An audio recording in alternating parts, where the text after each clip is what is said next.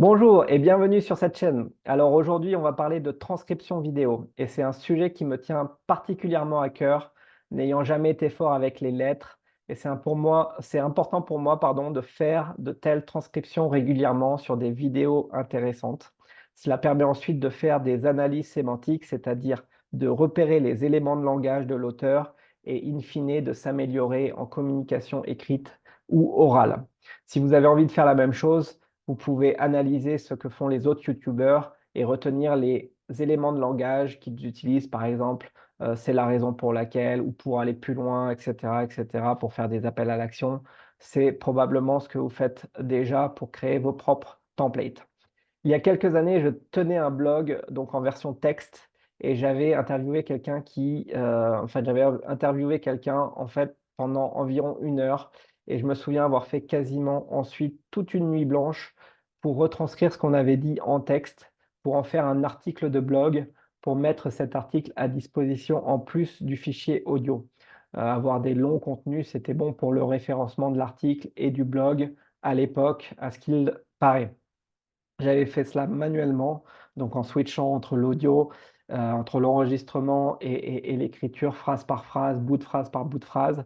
Au final, j'étais fier d'avoir un long article qui faisait, je crois, 1 600 mots de mémoire.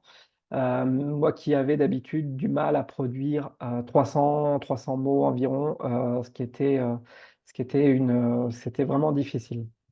Mais par contre, je vous laisse imaginer le temps que j'ai mis pour faire cela. Enfin, c'était vraiment, pas du tout ce qu'on appelle scalable, enfin répétable dans le temps, de pouvoir faire ça. Donc du coup, j'avais un peu laissé tomber l'idée de faire des transcriptions et puis quelque temps plus tard, j'ai même laissé tomber le blogging car j'avais pas forcément les méthodologies pour avoir des idées régulièrement et produire du contenu régulièrement jusqu'à cette année, en tout cas, en fonction du moment où vous lirez, vous écouterez cette vidéo, 2023 principalement, où je me suis rendu compte que déjà, sur un téléphone, quand vous utilisez le clavier pour taper du texte, il y a un petit bouton sur la barre qui permet, en fait, qui ressemble à un microphone et qui permet de parler et de faire ce qu'on appelle du speech to text. Donc ça, c'est la méthodologie. Enfin, il y a besoin d'Internet normalement pour faire ça. C'est Google ou c'est Samsung ou c'est Microsoft en fonction de l'application sur laquelle vous êtes comment dire, de l'outil sur lequel vous êtes. Et ça, c'est vraiment une première façon assez bonne je l'ai fait pendant un certain temps, de générer du texte à la volée. Et ensuite, ce qui est bien aussi, moi, ce que j'utilise vraiment, et je croise les doigts que cette API sera toujours disponible, c'est une API de Google qui est encapsulée dans un module Python qui permet de faire cela dans un script et qui permet de transcrire des audios ou des vidéos préalablement enregistrées. Le grand avantage de faire cela, c'est qu'on peut faire cela en masse avec si on a enregistré plusieurs vidéos, plusieurs audios, eh bien, on laisse tourner. Ça prend un peu de temps quand même pour chaque bloc de texte. Mais en tout cas, on obtient un résultat assez propre et mieux que si on le faisait manuellement. Donc, si vous avez une vidéo à transcrire ou un audio, comment faire? Alors, déjà, commencez par extraire le son dans un fichier temporaire qui pourra être supprimé par la suite. Donc ça, c'est pas très compliqué.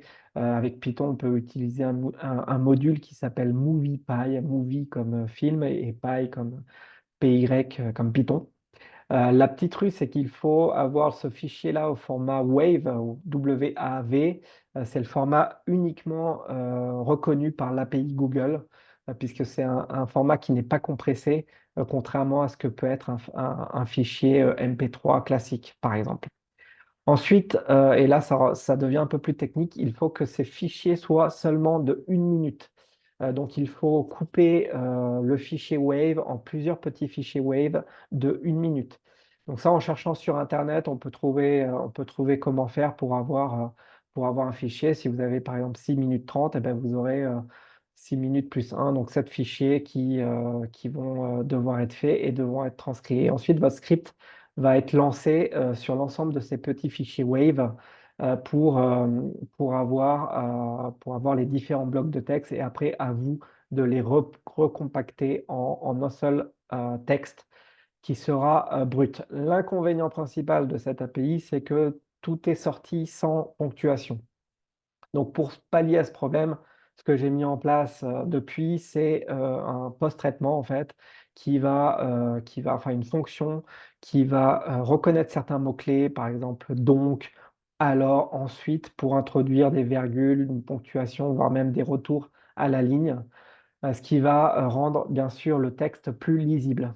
Ce qui fait que quand je le relis, sur, une appli, dont on parlera, une appli de texte classique, c'est déjà quasiment bien fait.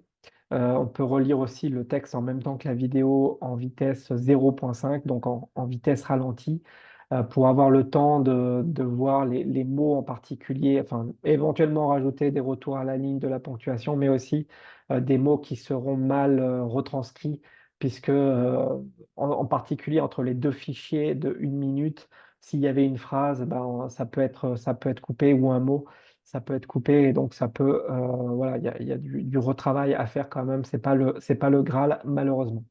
Mais en tout cas, la transcription permet d'avoir un texte rapidement et de se concentrer ensuite sur les éléments de langage qu'on veut faire ressortir. Par exemple, une introduction, une transition ou encore un appel à l'action. Et dans un deuxième temps, on peut même, aller jusqu'à se créer un template, avec la structure du texte et l'appliquer sur d'autres sujets. Donc c'est vraiment un concept important, je pense, une compétence à développer, à utiliser sur une base régulière quand on trouve des vidéos intéressantes ou quand on fait ses propres vidéos avec une caméra ou audio ou avec un dictaphone. Dans ce dernier cas, ça leur permet aussi de faire sortir les textes pour les retravailler ensuite, et puis éventuellement refaire des vidéos, pardon, avec un texte plus enrichi, plus abouti comme je suis en train de le faire là. Même si, ça n'empêche pas que je peux me tromper et un peu improviser et au final, ça peut, permettre comme ça de progresser en communication écrite et orale. Donc voilà, même si vous n'êtes pas un marketeur, même si, c'est pas quelque chose qu'on fait au quotidien, c'est quand même on a des réunions, on a beaucoup de textes à manier, des comptes rendus de réunions et des présentations et avoir un système comme ça de création de textes, en particulier sur les réunions, formelles, ce qu'on appelle les steering committee ou les COMEX, les comités, bon bref, je les connais plutôt en anglais, steering committee, STEERCO. Donc voilà, c'est vraiment quelque chose qui me semblait important de partager avec vous.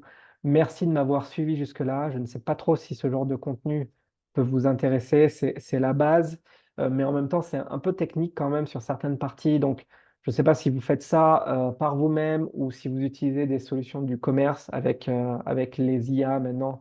Il y a des plateformes qui existent pour faire ce genre de choses. Mais si vous aimez bidouiller par vous-même, vous pourrez vous inspirer de cette approche pour créer votre propre routine. D'ailleurs, si besoin, je peux partager le code, en me contactant, en privé. Donc je vous dis à bientôt pour une prochaine vidéo et une bonne fin de journée.